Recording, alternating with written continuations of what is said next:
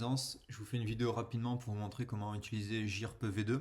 Donc là je suis sur Mac mais sur Windows ce sera pareil. Donc vous avez le lien en bas, enfin l'icône en bas dans la petite barre Windows là.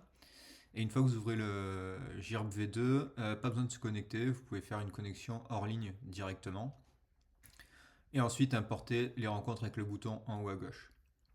Donc le bon dossier sera directement sélectionné, il suffira de choisir la bonne phase, la bonne journée et la bonne saison.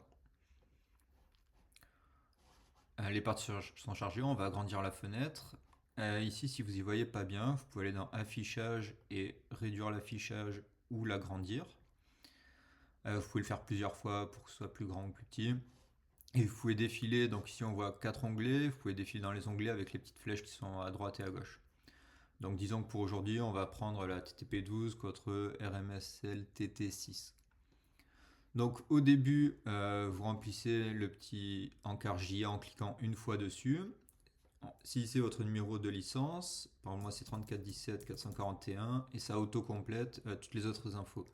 Sinon vous pouvez compléter les autres infos manuellement. Ensuite, on va imprimer les feuilles de rencontre, les feuilles de composition d'équipe, donc avec cette icône ici. On clique dessus, on fait imprimer. Ici, on a le petit PDF qui s'ouvre et ensuite on clique à nouveau sur le bouton imprimer en haut à droite pour avoir les compositions d'équipe. Une fois que c'est fait, on saisit les équipes, donc une fois qu'on les a reçues, donc en cliquant d'abord sur l'encart de gauche puis sur l'encart de droite.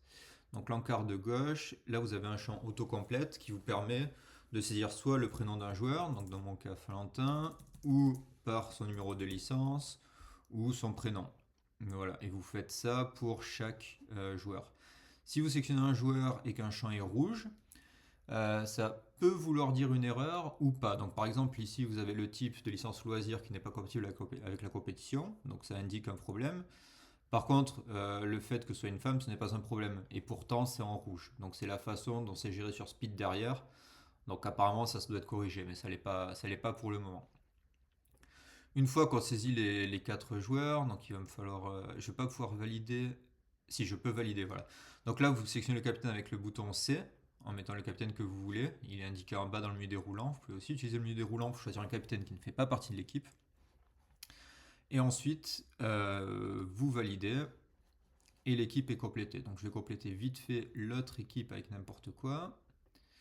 Vous pouvez mettre des choses qui sont pas correctes parce que après c'est la responsabilité du JA de faire jouer la partie ou pas. Donc une fois que ça c'est fait, vous voyez que toutes les parties sont indiquées. Donc là on va pouvoir imprimer les fiches de partie. Donc là c'est dans le menu arbitrage, donc il n'y a pas un seul menu imprimé. C'est des menus différents. Donc là, c'est le menu arbitrage. On voit qui sont les arbitres de chaque partie. On peut les changer si besoin, mais par défaut, c'est équilibré, donc c'est partagé, donc il n'y a pas besoin de les changer. Et donc tout en bas, on peut choisir si on imprime toutes les parties, tout sauf les doubles ou seulement les doubles. Donc si je vais imprimer toutes les parties, et de la même manière, ça m'ouvre une petite fenêtre PDF et je peux imprimer avec le bouton en haut à droite. Le petit encart en haut reprend la couleur de l'onglet, du coup on peut retrouver ces parties. Ici vous voyez que si je zoome, il y a un petit glitch sur les noms assez grands, ça dépasse sur le score, ça c'est quelque chose qu'ils doivent corriger aussi mais qui ne l'est pas actuellement. Ensuite les parties se font et on doit saisir les scores. Donc les scores, on clique sur les lignes de score ici. Si vous cliquez là, sur les noms ça ne fonctionne pas. Il faut cliquer bien sur les cases de score. Et ici on rentre les scores. Et donc là, il faut rentrer le score complet. Donc par exemple, si au premier set j'ai perdu 3-11, je fais 3, je fais tabulation et je fais 11. Donc pareil, si j'ai gagné 11-4, voilà. Vous pouvez utiliser la touche tab pour vous balader ou alors cliquer sur les cases pour saisir les scores. Donc ici, j'ai saisi que le chiffre 3, ça a mis le 0 automatiquement devant, donc ça c'est automatique. Disons que j'ai gagné, bien entendu, donc 11, 11, 7, peu importe, je sauvegarde et ça me met bien mon point parti à droite. Donc on saisit toutes ces parties. Lorsqu'on arrive au double, il faut d'abord cliquer sur ces cases ici, colorées, pour choisir la composition. Donc la première composition ici, ça auto-complète la deuxième compo, et pour l'équipe X, pareil. Et une fois que les compos sont saisis, on peut saisir les scores. Une fois que tout est terminé et que toutes les parties sont faites, il faut faire signer les capitaines et le JA. Donc pour faire signer un capitaine, ici dans ce champ à gauche, par exemple, on clique sur le champ. Donc là, je ne peux pas parce que les parties ne sont pas terminées. Donc je ne peux pas signer en cliquant ici. Mais lorsque toutes les parties seront faites, on pourra signer. De la même manière, en bas, il y a le verso de la feuille de rencontre. Même si c'est sur la même page, on appelle ça le verso à partir des cartons.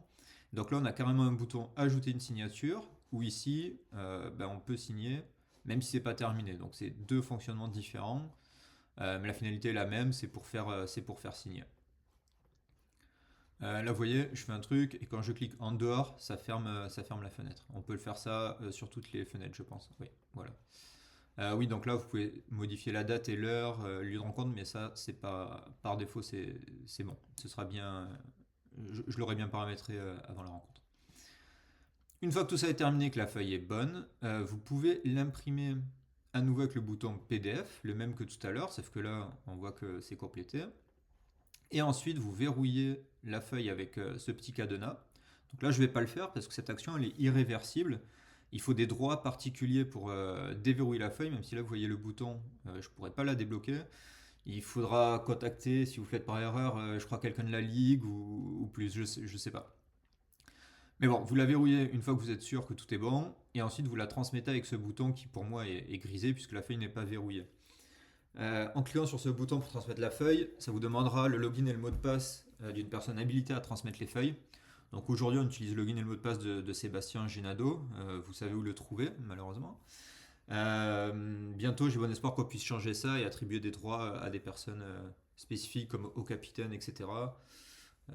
Pour qu'on n'utilise plus tous le compte de Sébastien.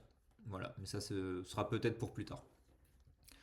Enfin, un dernier bouton que je ne vous ai pas montré, c'est celui-ci, la petite poubelle, ça permet de vider la feuille de rencontre. Donc là, j'ai rentré plein d'infos, si je veux recommencer tout à zéro, je clique dessus, je fais vider, et là, tout est vide. Voilà. Petite différence par rapport à la V1, c'est qu'il faut, dans la V1, on transmettait toutes les feuilles d'un coup, ici, il faut transmettre les feuilles une par une. Donc, si vous êtes JA d'une rencontre le samedi ou le dimanche, vous pouvez d'abord, par exemple le dimanche matin, saisir les rencontres du dimanche matin et les transmettre, et ensuite les rencontres de l'après-midi seront transmises par le JA de l'après-midi. Voilà, c'est pas la peine d'attendre le soir pour tout transférer d'un coup. Voilà pour la présentation. Je vous mets un lien vers une documentation dans la petite description de la vidéo. Et si vous avez des questions, n'hésitez pas.